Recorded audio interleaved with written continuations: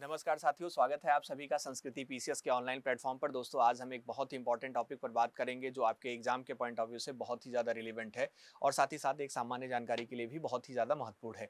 एक टाइफून है, डॉल्फिन नाम है उसका, उसके बारे में हमें चर्चा करना है और डिटेल में हम बात करेंगे कि यह जो टाइफून है कहाँ पर देखने को मिल रहा है। साथ ही साथ अगर हम इस तूफान की बात करें तो इसके प्रभाव क्या हैं और मुख्य रूप से रेड अलर्ट को लेकर जो है चर्चाएं हो रही हैं इस टाइफून के संदर्भ में, तो रेड अलर्ट के बारे में भी समझेंगे और कैसे बनता है टाइफून इसके बारे में भी बात करेंगे। साथ ही साथ आप देखेंगे कि पूरे वर्ल्ड में विशेष स्थानों पर जो चक्रवात है उसका अलग-अलग नाम आपको टाइफून, हरिकेन ये सब देखने को मिलता है। तो इससे आपके परीक्षा में प्रश्न भी पूछे जाते हैं, तो उनके बारे में भी हम समझना चाहेंगे कि कहाँ पर नाम उसका क्या देखने को मिलता है। एक मोटे-मोटे रीज़न में हम जो है उसको समझने का प्रयास करेंगे, ठीक? तो सबसे पहले आप देखेंगे आज के अगर किसी भी न्यूज़ के हेडलाइन को किसी भी जो है मुख्य रूप से जो न्यूज़ का चैनल होता है उसके मुख्य रूप से जो वेबसाइट है उसको, तो आप पाएँगे कि इस टाइफून की चर्चा जो डॉल्फिन है इसकी खूब ज़्यादा देखने को मिल रही है। आप देखेंगे 19 घंटे पहले यहाँ पर द हिंदू में, फिर अल जज़ीरा में, फिर द गार्जियन में, इसके अलावा आप देखेंगे द टाइम्स ऑफ इंडिया में, सभी जगह पर ये आर्टिकल आपको देखने को मिल जाएगा। जो इसकी चर्चा है वह होते हुए देखने को मिल जाएगी। अब हम डिटेल में बात करेंगे इस टाइफून डॉल्फिन के बारे में और बहुत अच्छे तरीके से इसको समझने का प्रयास करेंगे। अब आप समझ में आ गया होगा कि चाइना से संबंधित कुछ बातें होनी है, इसी वजह से ये मैप चाइना पर प्रॉपर एम्फेसाइज़ दिखाई दे रहा है। बिल्कुल ठीक समझ पा रहे हैं दोस्तों, हाल ही में टाइफून जो डॉल्फिन है, इसने चीन के पूर्वी तट पर स्थित जो मुख्य रूप से एक बहुत ही प्रमुख, बहुत ही इंपॉर्टेंट शहर है, जियांग प्रोविंस उसको कहा जाता है, जियांग प्रांत कहा जाता है, इसमें दस्तक दी है। अगर आप मैप पर देखेंगे तो इस प्रकार से आपको जियांग नज़र आ जाएगा यहाँ पर, ठीक है? जो इस चाइना सी के संदर्भ में आप देखेंगे आपको नज़र आ रहा है। और दोस्तों, अगर हम बात करें तो इसके पहले चीन ने तूफान को लेकर जो रेड अलर्ट है वह जारी किया है और साथ ही साथ वहां पर जो मौसम चेतावनी प्रणाली है, इसके संदर्भ में जो है जो सबसे गंभीर स्तर है रेड अलर्ट का, उसके बारे में सूचना जारी कर दी है। दोस्तों, तेज हवा, भारी बारिश के कारण जो तटीय क्षेत्र हैं आप देखेंगे यहाँ पर जियांग प्रांत की अगर हम बात करें तो यहाँ पर यह तटीय क्षेत्र है और इन तटीय क्षेत्र की बात करें तो आप गौर करेंगे कि यहाँ पर मुख्य रूप से आप अगर गौर करेंगे तो यहाँ पर मुख्य रूप से आप पाएँगे कि यहाँ भारी बारिश और जो जनजीवन है यह प्रभावित हुआ है। बड़ी संख्या में लोगों को सुरक्षित स्थानों तक यहाँ से पहुँचाया जाया जा रहा है और हवाई और रेल सेवाओं पर भी इसका असर जो है देखने को मिला है।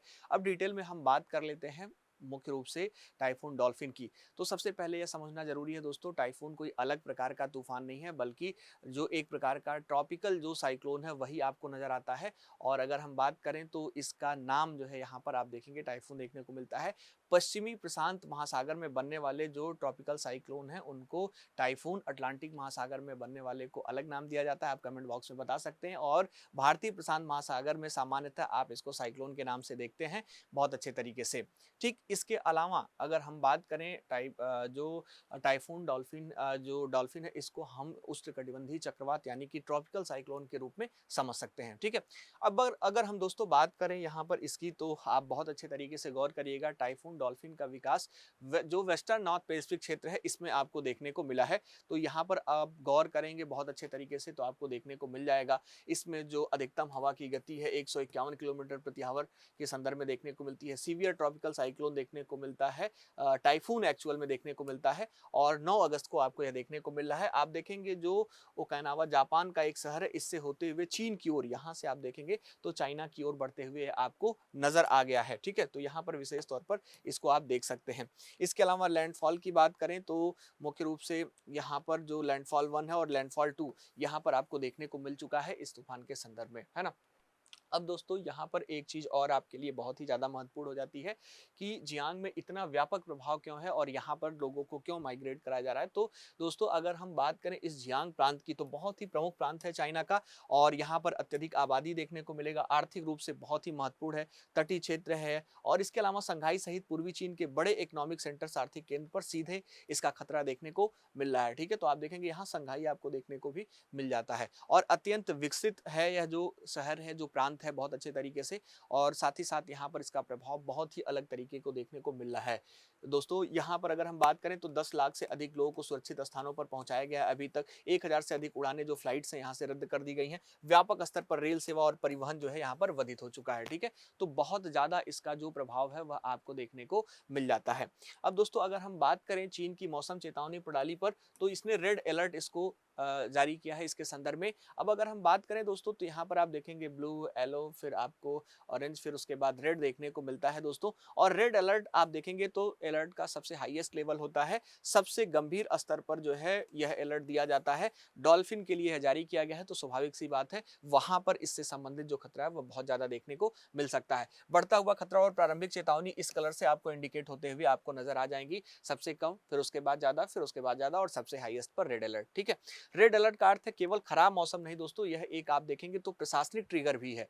यहाँ पर सिर्फ इसको खराब मौसम से ही नहीं आपको समझना है, प्रशासनिक ट्रिगर भी इसके संदर्भ में बहुत ही महत्वपूर्ण हो जाता है। इसका मतलब है कि मौसम जीवन को बहुत गंभीर खतरा पहुंचा सकता है। सरकार को तत्काल व्यापक इमरजेंसी जो मेजर्स हैं, जो आपातकालीन उपाय हैं, यह लागू करने होंगे, ठीक है। तो यहाँ पर विशेष रूप से इसको अच्छे तरीके से आप समझ सकते हैं, इसको कनेक्ट कर सकते हैं। तो यहाँ पर रेड अलर्ट के बारे में आप इस तरीके से समझने का प्रयास करिएगा, है ना। अब दोस्तों अगर हम आगे बात करें तो आप देखेंगे टाइफून के बारे में भी समझना हमारे लिए बहुत ही ज़्यादा महत्वपूर्ण हो जाएगा। बहुत अच्छे तरीके से हमें टाइफून को भी समझना पड़ेगा। तो आप गौर करेंगे टाइफून कोई जैसा कि हमने बताया कोई अलग प्रकार का नहीं है, एक ट्रॉपिकल साइक्लोन है, उष्णकटिबंधीय चक्रवात है और इसी का ही एक क्षेत्रीय नाम है, ठीक। दोस्तों अगर हम बात करें तो जो ट्रॉपिकल साइक्लोन है कैसे बनता है इसके बारे में आप डिटेल में बहुत अच्छे तरीके से जानते होंगे। सबसे पहले इसके लिए अनुकूल जो तापमान है वह बहुत ही महत्वपूर्ण होता है। समुद्र की सतह का तापमान कम से कम 26.5 डिग्री सेल्सियस या उससे अधिक होना चाहिए। यह जो गर्म समुद्र तूफान है इसको ऊर्जा प्रदान करता है। फिर आप देखेंगे इसका वाष्पीकरण होगा और जब वाष्पीकरण होगा आप देखेंगे तो गर्म समुद्र जल को अत्यधिक वाष्पीकरण होते हुए आप देख पा रहे होंगे यहाँ पर यह होता है। और फिर हवा ऊपर की तरफ उड़ती है, निम्न दाब नीचे यहाँ पर लो प्रेशर बनता है, ठीक है। तो मुख्य रूप से आप देखेंगे नम हवा तेजी से ऊपर उठेगी और जिससे समुद्र की सतह पर जो लो प्रेशर है, जो निम्न दाब है, उसका क्षेत्र यहाँ पर क्रिएट हो जाएगा, है ना।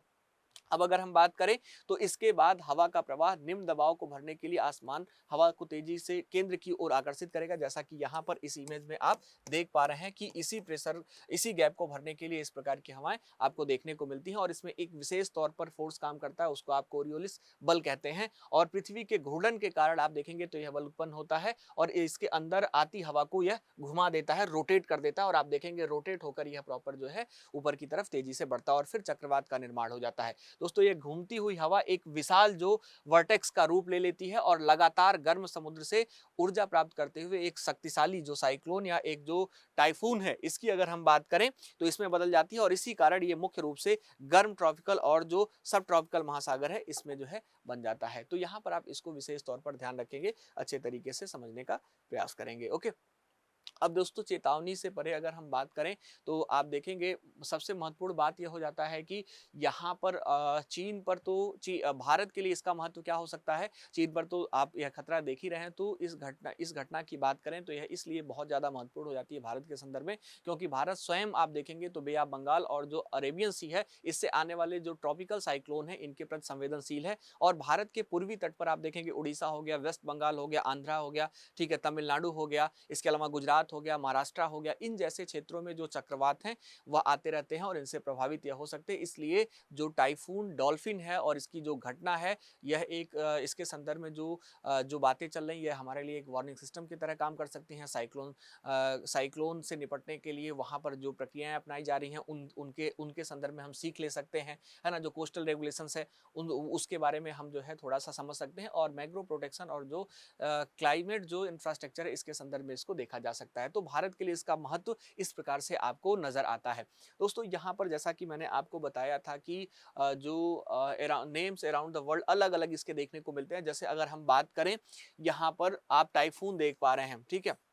इसके अलावा आप मुख्य रूप से एशिया में इस जगह पर और यहाँ पर साइक्लोन के नाम से देखते हैं, ऑस्ट्रेलिया में भी, ठीक, यह पूरा जो है साइक्लोन के नाम से नीचे, है ना। अब आप देखेंगे कि इक्वेटर के बिल्कुल नीचे ऊपर आप देखेंगे तो जो नॉर्थ अमेरिका और जो मुख्य रूप से नॉर्थ अमेरिका वाला क्षेत्र है और साथ ही साथ अफ्रीका से सटे हुए, तो यहाँ पर हरिकेन के नाम से हम इसको देखते हैं।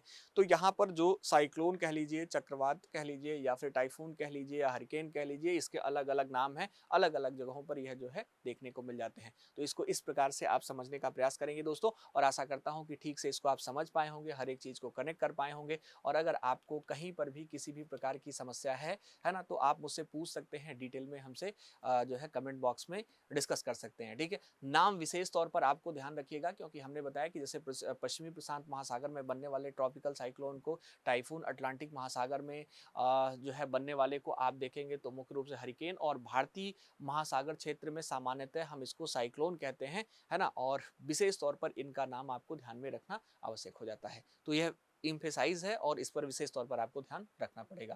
तो मिलते हैं हम अपने नेक्स्ट सेशन में। अगले सेशन में फिर हम बात करेंगे ऐसे ही किसी टॉपिक पर जो आपके एग्जाम के पॉइंट ऑफ व्यू से बहुत ही ज़्यादा महत्वपूर्ण हो और आपके लिए काम का हो, आप एग्जाम में उससे प्रश्न बना पाएँ, ठीक है?